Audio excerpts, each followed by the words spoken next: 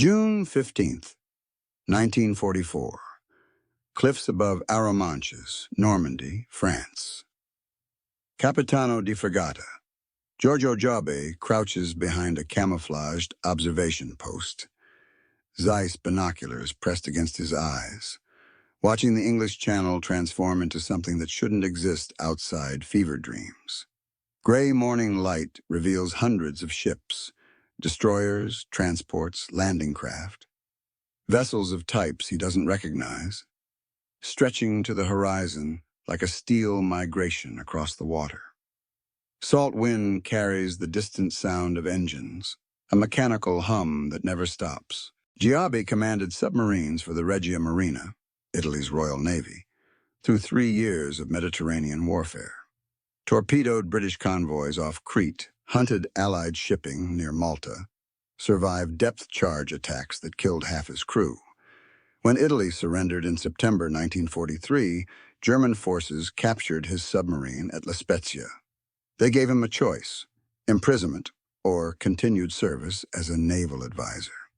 He chose service, telling himself he was serving Italy's interests by maintaining influence with Germany's Kriegsmarine.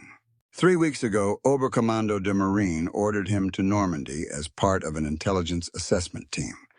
His expertise in naval operations, his years analyzing Allied convoy patterns, made him valuable for evaluating the invasion fleet's logistics. Major Klaus Hoffmann, Wehrmacht intelligence officer coordinating the reconnaissance position, briefed him during the drive from Paris. The Allies landed 9 days ago. We need accurate assessments of their supply capacity. How long can they sustain operations? When will logistics collapse? The journey north revealed France transformed. Allied aircraft owned the skies. Giobbe's convoy traveled only at night, hiding under trees during daylight. They passed destroyed German columns, burned out panzers, soldiers walking rearward with exhausted faces.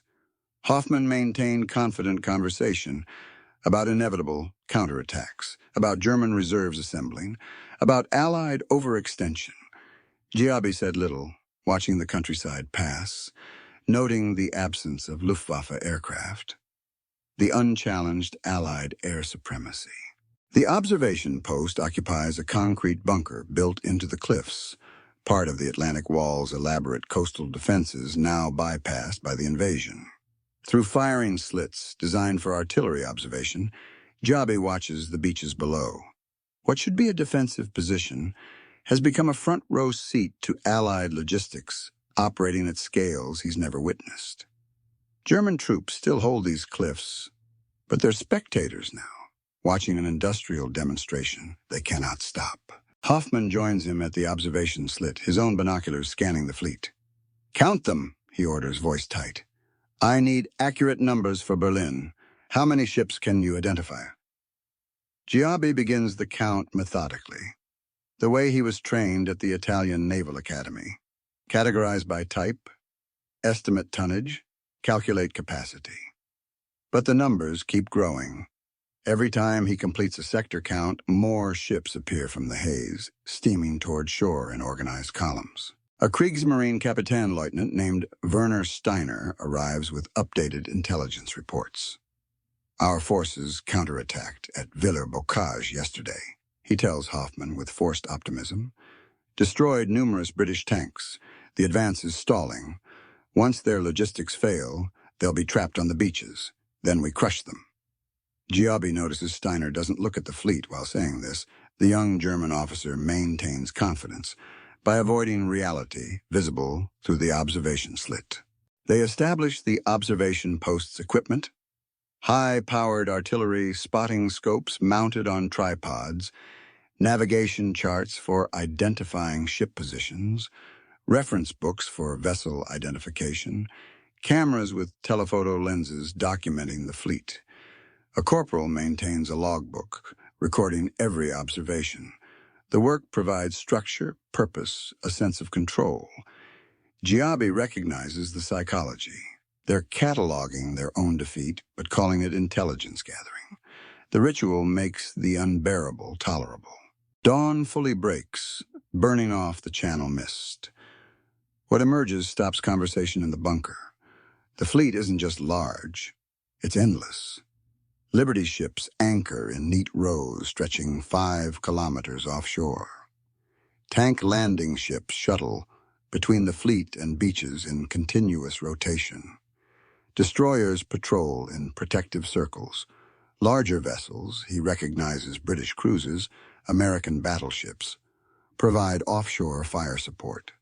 And behind everything, more ships arrive constantly, steaming across the channel in organized convoys. Impossible, Steiner whispers, finally looking through the observation scope. Intelligence reported perhaps 60 ships total supporting the invasion. There are... He pauses, counting, losing count, starting again. Giobbe completes his initial assessment. Over 200 vessels visible simultaneously, with more arriving hourly. And this represents just one section of the invasion beaches. Similar fleets operate at Utah, Omaha, Gold, Juno beaches. The scale transcends military operation. This is industrial warfare made manifest. American manufacturing capacity transformed into floating cities of steel. Giobbe focuses his binoculars on the artificial harbors the Allies constructed. Massive concrete caissons forming breakwaters, floating piers extending toward shore, networks of pontoon bridges allowing vehicles to drive directly from ships to beaches. Hoffman consults his intelligence briefings, flipping through pages with increasing agitation.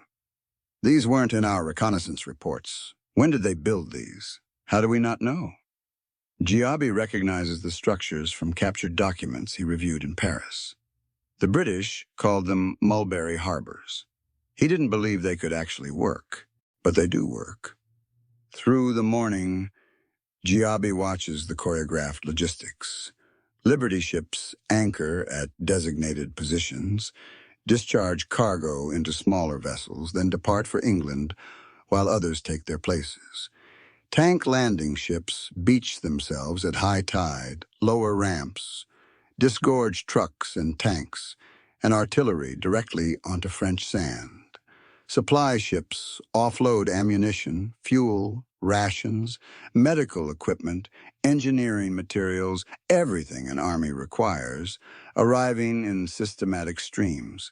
No confusion, no bottlenecks, just industrial efficiency applied to warfare. Giobbe begins counting specific vessel movements. In 1 hour, he observes 43 ships unloading simultaneously at the Mulberry Harbor, visible from their position. 43, simultaneously. His submarine warfare experience taught him convoy analysis. He knows cargo capacity, unloading times, logistical requirements. Traditional ports take days to unload a single cargo ship. Here, the Allies are processing dozens per hour. And this continues around the clock, visible through night observation as searchlights illuminate the artificial harbors. What tonnage capacity are we observing? Hoffman asks, preparing reports for German headquarters. Giobbe calculates conservatively. Each Liberty ship carries approximately 10,000 tons. If 200 ships discharge cargo daily, and his observations suggest this number is accurate, that represents 2 million tons weekly. More than Germany delivers to all its armies on all fronts combined. The numbers seem impossible, yet he's watching them manifest physically in the channel below. A new vessel type appears, landing ship, tank, larger than the smaller craft, capable of carrying 60 tanks or equivalent equipment. Giobbe counts 17 of these approaching the beaches in formation. Their bow doors open like mechanical mouths, ramps extending to shore. Sherman tanks roll off in orderly lines, followed by half-tracks, trucks, artillery tractors. The process takes 30 minutes per ship. Then the vessels retract, reverse into the channel, and head back across to England for more loads. Steiner attempts optimism. Our U-boats will interdict these supply lines. Convoys this dense make perfect targets. Giobbe says nothing. He knows the U-boat wars is lost.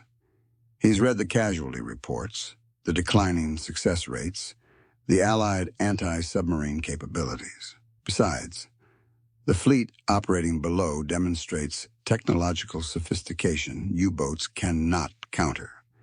He observes radar arrays on escort destroyers, aircraft circling constantly, submarine nets deployed around the anchorages. These ships operate in a protective bubble German submarines cannot penetrate. By afternoon, Giobbe's count reaches staggering totals. Over 220 ships actively unloading within visible range. Another 100 vessels in various stages of arrival or departure. Support craft, tugs, repair ships, tankers, hospital ships, operating in designated zones. The organization rivals industrial facilities Giobbe toured in Milan, except this factory floats, operates in open ocean, and manufactures military victory through applied logistics. He's witnessing American industrial capacity made physical, undeniable, overwhelming. Hoffman dictates reports to the corporal. Allied logistics demonstrate significant capacity but remain vulnerable to sustained counterattack. Recommend immediate panzer operations to disrupt beachhead before supplies consolidate. Giobbe recognized the language. Bureaucratic optimism disguising reality. German counterattacks aren't disrupting anything. The supplies don't consolidate. They flow. Like a river, constant and inexhaustible. You don't disrupt rivers with counterattacks. You evacuate before the flood arrives. Through the observation scope, Giobbe watches a Liberty ship complete unloading in 4 hours. A process that would require 2 days at Italian ports, 3 days at most German facilities. The ship departs, another immediately takes its position. No delays, no gaps in the schedule. The efficiency is almost beautiful, in the way precise machinery is beautiful.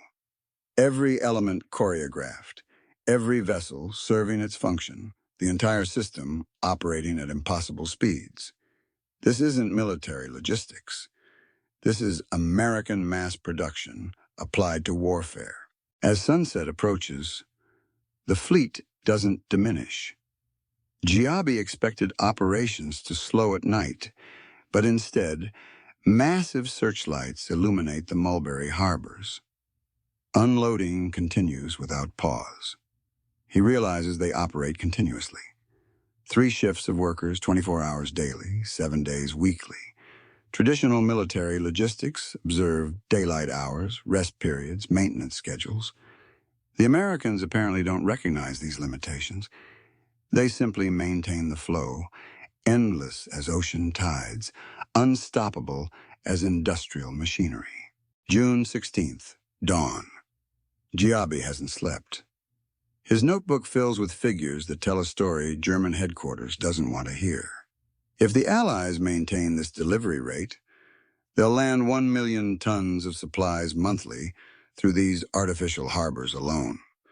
Germany's entire monthly production across all industries totals less. You cannot defeat an enemy who produces faster than you can destroy. Hoffman reads Giobbe's preliminary report with visible distress. Berlin will say you're exaggerating. These numbers seem impossible. Giobbe taps his notebook filled with meticulous observations. I commanded submarines for 3 years. I know cargo capacity. These aren't estimates, they're documented observations. If anything, I'm undercounting because I can only observe one section of the invasion front. Hoffman stares at the numbers, understanding their implications, dreading transmitting them to superiors. Before leaving for Paris, Giobbe takes one final observation session. The morning fleet appears even larger. He counts 237 vessels actively unloading. New ship types appear that weren't present yesterday. The artificial harbors process cargo with increased efficiency. The system isn't just large, it's improving, optimizing, accelerating. Germany faces an opponent who gets stronger daily while German forces weaken. During the drive to Paris, they encounter a German panzer column moving toward the front, perhaps 30 tanks.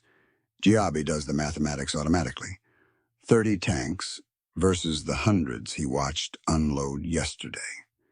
Germany scrapes together offensive forces from strategic reserves. America lands replacement equipment faster than losses occur. The equation doesn't balance. Industrial capacity determines modern warfare. And Germany lost that contest before the first shot fired. In Paris, German naval intelligence officers question Giobbe extensively. They show him reconnaissance reports estimating Allied supply capacity at 60 ships maximum. "Your numbers must be wrong," a Korvettenkapitän insists. Giobbe responds calmly, but with absolute certainty. "I spent 16 hours observing through high-powered optics. I photographed the fleet. I counted systematically. The capability exists because I witnessed it. Denying reality doesn't change reality."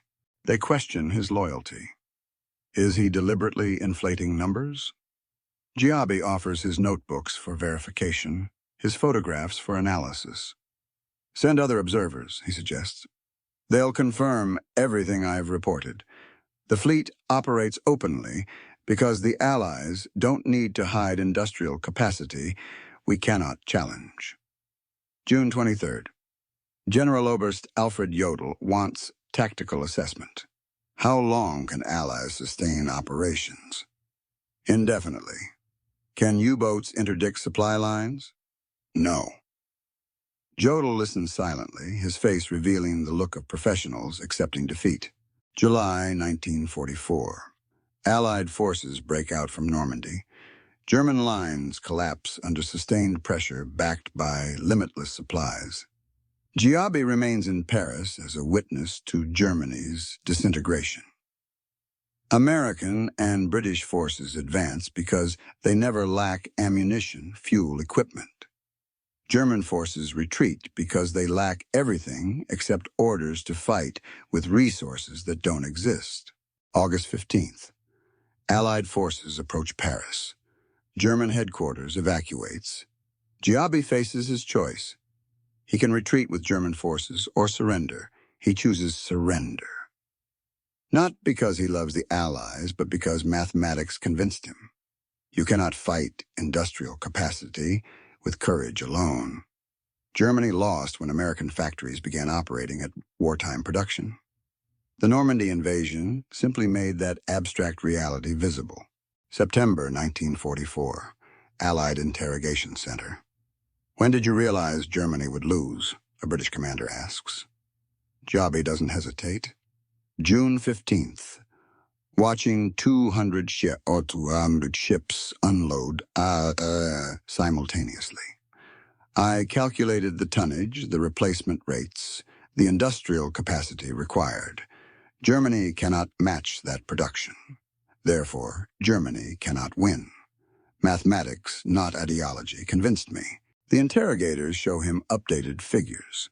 The Mulberry harbors processed over 2.5 million tons in the first 100 days. American production delivered 12,000 aircraft, 50,000 vehicles, 500,000 tons of ammunition.